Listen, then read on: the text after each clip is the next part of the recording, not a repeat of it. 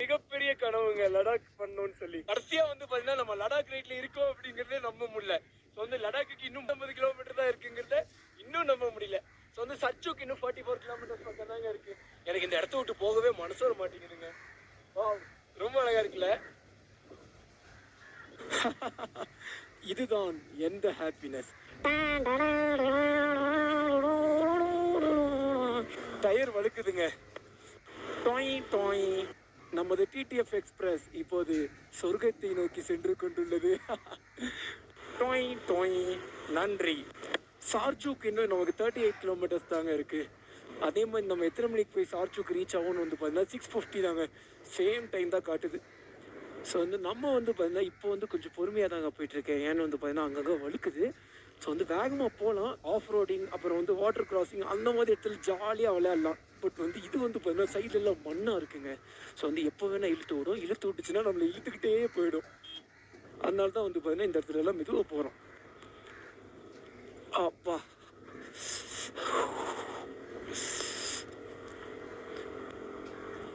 Wow, கீழே தண்ணி வேற லெவல்ல போயிட்டு இருக்குங்க. கிறிஸ்டல் கிளியர்ல இருக்குங்க தண்ணி. வழிய பாருங்களேன், வேற மாதிரி இல்ல. வந்து விளையாடுற ஜாயிஸ்.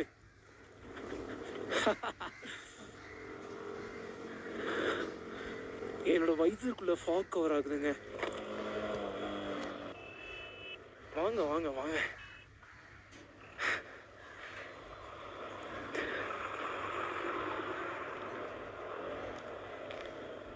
நம்ம டிடிஎஃப்க்கு எப்பவுமே வர்றவங்களுக்கு வழி விட்டு தாங்க பழக்கம். வழியை மறைக்கிற பழக்கம் நமக்கு இல்லைங்க. ஸோ அங்கெல்லாம் பசங்க இருக்காங்க, அங்கே ஃபன் பண்ணலாமா? வெயிட் பண்ணுங்க.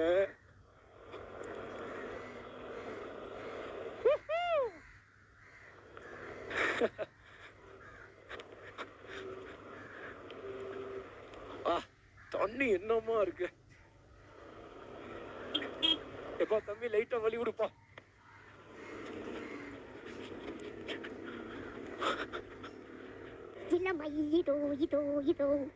சொர்க்கம் நடுவிலே அப்படிதாங்க ஏதோ ஒரு பாட்டு வரும். ரிலீக்ஸ் மறந்துருச்சு, பட் இருந்தாலும் நம்ம அப்படியே மேனேஜ் பண்ணிக்கலாங்க. சொர்க்கம் நடுவிலே சொக்கும் அழகிலே அப்படிதாங்க வரும்.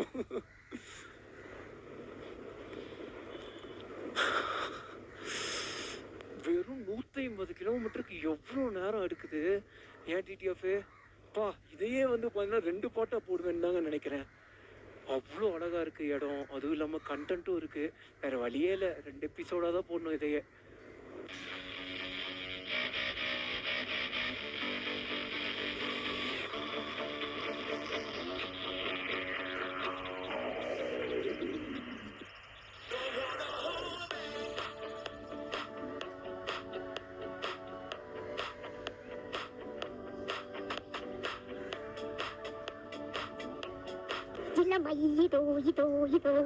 சொர்க்கம் நடுவிலே சொக்கும் அழகிலே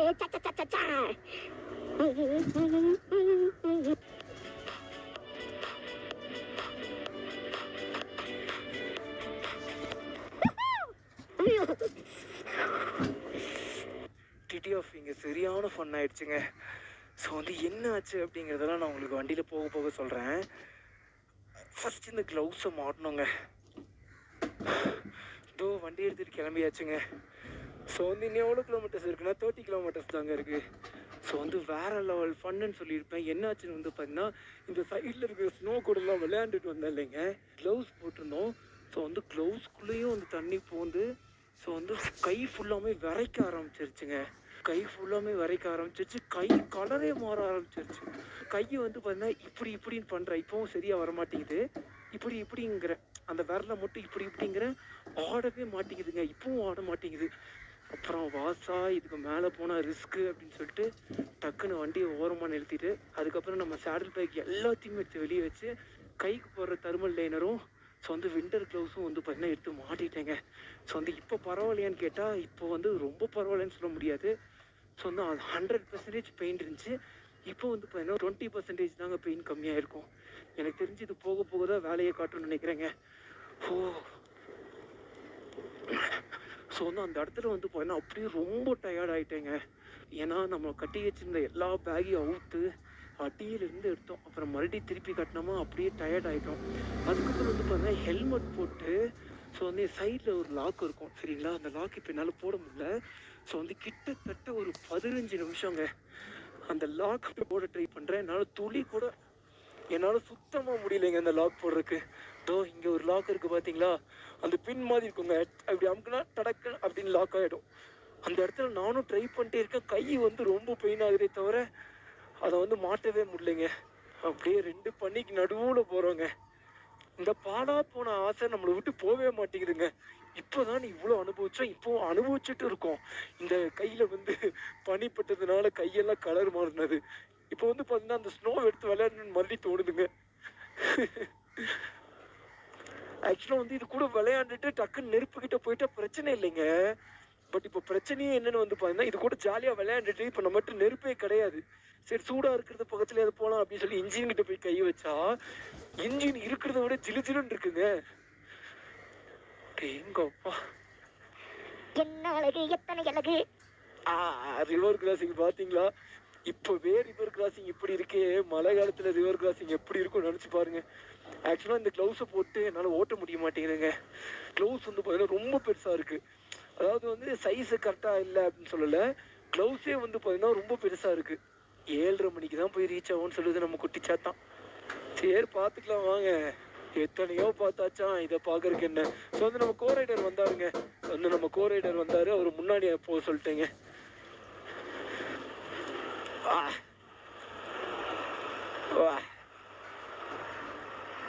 ஜாவிஸே என்ன வேணும் பண்ணி கூட தங்கம், இந்த பந்தயத்தை மட்டும் விட்டுறாத.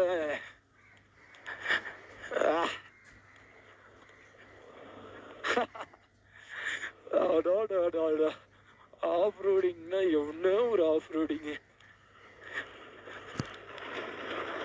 நான் கூட நினைச்சேங்க நம்ம ஊர்ல எக்கச்சக்க ஆஃப் ரோடிங் இருக்கு, நம்மளும் எக்கச்சக்க ஆஃப் ரோடிங் பண்ணியிருக்கோம். ஸோ வந்து லடாக்கோட ஆஃப் ரோடிங்கை மட்டும் ஏன் எல்லாம் பெருசா பேசுறாங்க, சரி போய் பார்த்துட்டு தெரிஞ்சுன்னு நினைச்சேன். உண்மையாவே இந்த ஆஃப் ரோடிங் நல்லா சூப்பரா இருக்குங்க. ரொம்ப கஷ்டமா இருக்குங்களா? கண்டிப்பா நான் சொல்ல மாட்டேன். நம்ம டிடிஎஃப்க்குலாம் இது சப்பதாங்க, இதெல்லாம் பிரிச்சு மேய்ஞ்சிட்டு போயிட்டே இருக்கலாம். பட் வந்து ஃபர்ஸ்ட் டைம் நம்ம வந்து ஆஃப் ரோடு ஓட்டுறோம்னா இது வந்து ரொம்ப ரொம்ப ரொம்ப கஷ்டங்க. ஸோ அந்த டயர் வந்து பார்த்தீங்கன்னா ஒரு பக்கம் இழுத்துட்டு போகும்.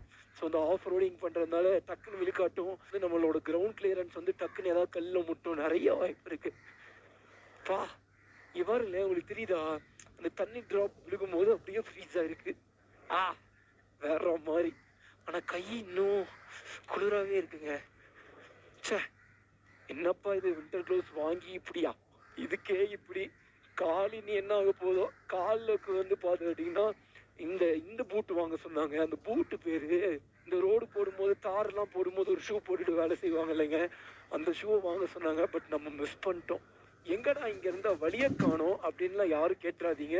ஸோ வந்து இதுதான் பார்த்தீங்கன்னா வழியே வர்ற மாதிரி இருக்குல்ல. ஸோ வந்து கூகுள் மேப் பார்க்கலன்னா நான் அப்படி போயிருப்பேங்க. இந்த ஆஃப் ரோடிங் வந்து பார்த்தீங்கன்னா நம்மளோட எனர்ஜி அப்படியே ஸ்டாப் போட்டு அப்படின்னு சொல்லி உறிஞ்சிடும் போலங்க. ஆல்ரெடி நம்ம பேக் எல்லாத்தையும் கழட்டி மாட்டுறக்கே நம்ம எனர்ஜி எல்லாம் காலியாகி போச்சு. அடிச்சு பிடிச்சி அப்படியே ரூமுக்கு கூட போயிடலாங்க. ரூமுக்கு போயிட்டு எடிட்டிங் ஒர்க் வேறு இருக்கு. ஐயோ பாப்பா டிடிஎஃப் என்ன பண்றோம்னு நமக்கு பொறுமையாக தான் தெரியும் நமக்கு. ஆனால் உண்மையாக சொல்லப்போனா என்னடா இப்படிலாம் இருக்கே அப்படின்னு சொல்லி துளி கூட ஃபீல் இல்லைங்க. ஏன்னா இதுக்காக ஆசைப்பட்டு தான் வந்தோம். நெருப்புல காயிறாங்கப்பா, கமல் போய் ஒரு 5 நிமிஷம் கண்டு போயிடலாமா? சரி வேணாம் வாங்க போகலாம். நம்ம பைக்கோட மைலேஜ் எவ்வளோ தெரியுமாங்க? ஆவரேஜ் மைலேஜ் 41ங்க. எக்ஸாக்டா சொல்ல போனா 40.9. அப்போ வந்து நமக்கு எவ்வளோ இப்போ மைலேஜ் தரும்னு வந்து பார்த்தீங்கன்னா 40, 38 தருங்க. கண்டிப்பாக சான்ஸ் இருக்கு.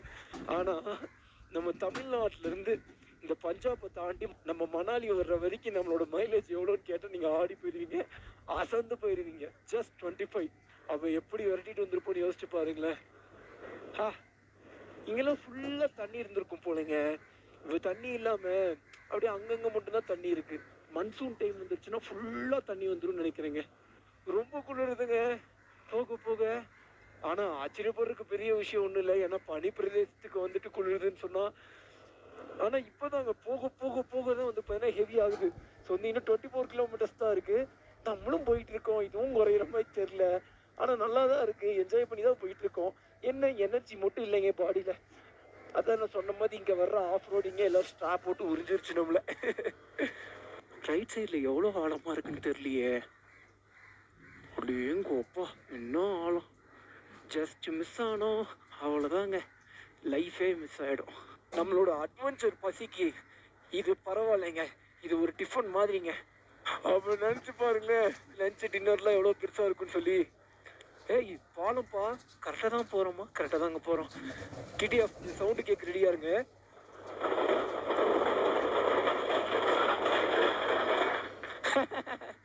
பார்த்தீங்களா சவுண்டை? பட் வந்து ஒரு மாதிரி இருக்குங்க. ஸோ அந்த வழியில் போகும்போது சொங்கின்னு கீழே விழுந்தோம்னா என்ன பண்ணுறதுன்னு சொல்லி பிரிச்சு விடுச்சு. ஏய் எப்படி போகணும்? இப்படியா இப்படியா? இப்படிதான். கவலைப்படாதீங்க டிடிஎஃப். இந்த லடாக்ல என்னென்ன இருக்கு அப்படின்னு சொல்லி மொத்தத்தையும் உங்களுக்கு நான் காமிச்சிடுறேன். முடிஞ்ச அளவுக்கு என்னால் எவ்வளோக்கு முடியுமோ எல்லா இடத்தையும் சுற்றி பார்த்துட்டு எவ்வளோ நாள் இங்கே ஸ்டே பண்ண முடியுமோ அவ்வளோ நாள் ஸ்டே பண்ணி எல்லாத்தையும் கரைச்சி குடிச்சிட்டு தாங்க நம்ம ஊருக்கே போகிறோம். இது வந்தது ஒரு வாட்டியாக இருக்கலாம். மேபி அடுத்த வாட்டி வர்றக்கும் வாய்ப்பு இருக்குது. பட் இருந்தாலும் சொல்கிறீங்க தெரியாது. சப்போஸ் நெக்ஸ்ட் டைம் மறுபடியும் வருவோமா வர மாட்டோமான்னு தெரியாது. அதனால இப்போவே வந்து பார்த்தீங்கன்னா பூந்து விளையாடுற கட்டி தாங்க இந்த இடத்துல. இந்த க்ளவ் போட்டிருக்க